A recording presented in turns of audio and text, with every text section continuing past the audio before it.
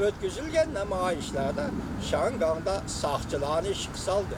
Ular zoravallık kıldı. Haddidi ziyade zoravallık kıldı. Kızılmıç suyguluğu çaştı. Gözden yaş akkuzuduğun bomba attı. Evvel 72 değil yendi keyin 82 nefer kişi yaralandı. Kol gelingan kişiler doğrusu da hazırgıca haber yok. Belki Beijing hükümeti hazır kolga elişke cüret kılalmadı. Yaki bu nöbet kelle, bu nöbet yaki bu tertipke bu kademge Cumhur hükümeti tak yetip gelmediği değil, kol gelişti başlamadığı değil, bırak ziddiyet ne geldi taxtın düşüş. Linjin yö taxtın düşüş. Onun orada kimni belgeler?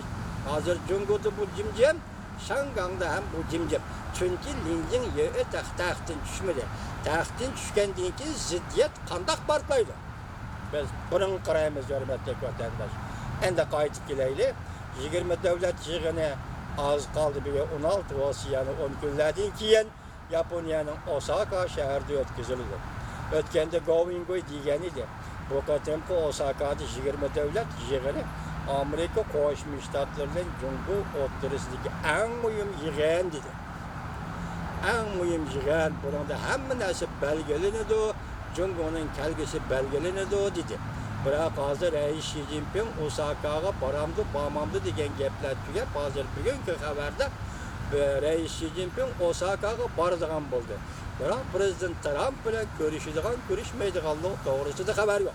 Peki Japonya'nın veziri Shinzo Abe ile görüşüdüğün buldu. Shinzo Abe bu kadın Reis Xi Jinping'e devlet ziyareti hukuku vermedi. Yaki devlet ziyareti kılış salayeti vermedi. Bu kadın gelip ve Shinzo Abe ile Reis Xi Jinping sohbet ötküzüdüken ve gençlik ziyafette buluduken. Prezident Trump ile kanda kıldı. Görüşemde, görüşmemde bu doğru gep yok. Bırak ağırlıkta Prezident Trump da sizlerge anlatıcı bulmadık. Ne mi dedi? Sen kilemsen, kemmemsen Osaka'ya. Ben bile görüşemsen, görüşmemsen. Xitay tilinde bu sobi. Çatak yok. Ya ki biz Uygur tilini doğru tercüme etsek, sen ben bile görüşemsen, görüşmemsen. Ya ki Osaka'ya kilemsen, kemmemsen. Pervayım pelek. Bunun keynide yani baş degen gepti eğizganmadı.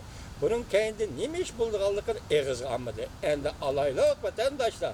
Siz görüvatsınız 6. ayının 9. günüdün bugün günü topluğu bir hafta değil. 6. ayının 12. günü hel kılığı işlemlerde. Mesela Amerika Qo'shma Shtatları ifade bildirgen, Amerika Qo'shma Shtatlaridan Prezident Trump gözüm açıldı.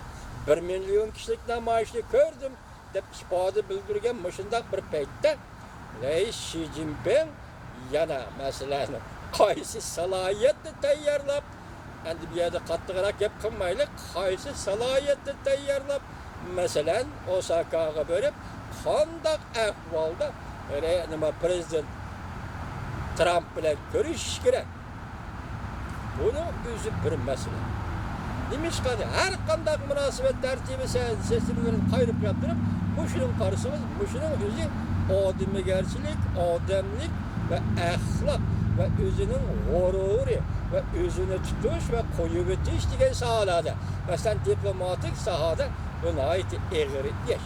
Nimishqa Shangangda ko'tarilgan namoyish hozir nima deymiz? Cumhur Kompartiyasının hükümranlığına tesir gösterdi. Bak aldırıp kulağı çıkarsak mı? Cumhur Kompartiyanın hükümranlığına tesir gösterdi. Bak inkasiyat ne mi depti? 50% etrafındaki mümkünlük bilen aytganda, eğer sen Şangay namoyishchilari bilen karşılaşıverdigan bolsan, vaqtki akıbet Kompartiyanın gumran buluşudur. Şel üstüdeki.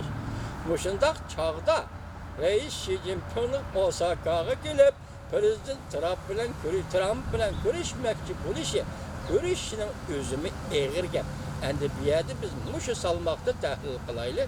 Eğer görüşmese, görüşüş yüz vermese, vaqt 24 devlet yığını Jungo'ga bundan keyin qandaq muomala qilish kerak ve ondan keyin Amerika Qo'shma Shtatları Soda urushi tufayli, Şangay meselesi tufayli, mustamlika Uyg'uristonda jazo lageri tufayli Jungo hükümetiga qanday muomala qilish kerak? Bugün Washington Post gezisinin bir parça makalesi ilan kılıptı. Mezmununu bir cümlege iğinçaklap beri. Prezident Trump hükümetini tenkitlepti. Nime depti deseniz hazır kep, sen soda sahasıdan kol selip, Cungu hükümetini aybeşki keltirmekçi yaki sodada yol koyuş derdisiga elip gelmekçi bulduğunu yok. Bir yerde tak çekili ketkizip koyduğumu kandak Prezident Trump hükümeti sen tutuduğun iş hazır halkaravi yaki dünyavi işlağa münasibetler Uyguristan'da yani müstemlik Uyguristan'da 101 vatkan ceza lageri meselesini tutkan bolsan iş belki başkıçı bulat iyi depti. Hem bunun sizin göz karşınız kandak, benim göz karşım kandak. Bunun özü ikinci gep vatandaş. Çünkü Şangay bilen Şinjan degen bu işgarayını, yani Hong Kong bilen müstemlik Uyguristan'ı seliş durganda, onun dünyadaki tutkan ordu okşaşamaz. Nazukluk derdisi hem okşaşamaz. Bir yerde nazukluk derdisi var. Okşaşamaz. Belki mışındak vakitte Amerika Koşmuş Ştatları hükümeti belki Şangay'daki namayişni, kollaşni, tallap algan boz gerek. Hürmetli vatandaş.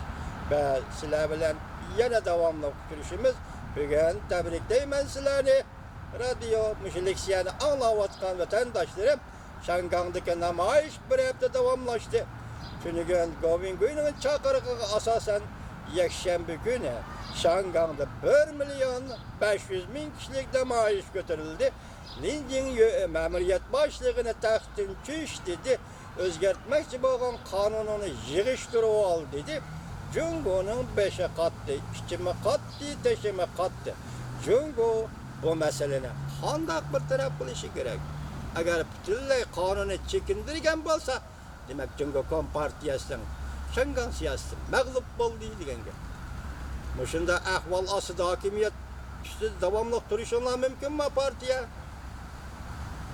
Muşunda ahval asıda siyasetine ve gep sözünle Cungo'da kançılık rol oynayla kançılık tesiri kılıdı partiye. Muşunda orunda muşnak vaziyet asıda silahının tesiriyle halkarada kançılık kıldı ve halkarada kançılık orun tutala islah partiye. Eğri vaziyet. Eğer vaziyet mişeye geldi, endi Şangay'daki namayiş şundak tertiplik oldu ki bir yerde Kompartiyen yoktu men o bu degen jirik şuarla yani keskin şuarla fakat oturup çıkmadı tertip iyice. Kanunu bekar kılırsan taxtin çüş. Çünkü sen bu kanunu düzdün Şangay'a hükümranlık kılış ve rehberlik kılış hukukunu salahiyetin yok. Senin iktidarından gomallandık dedi.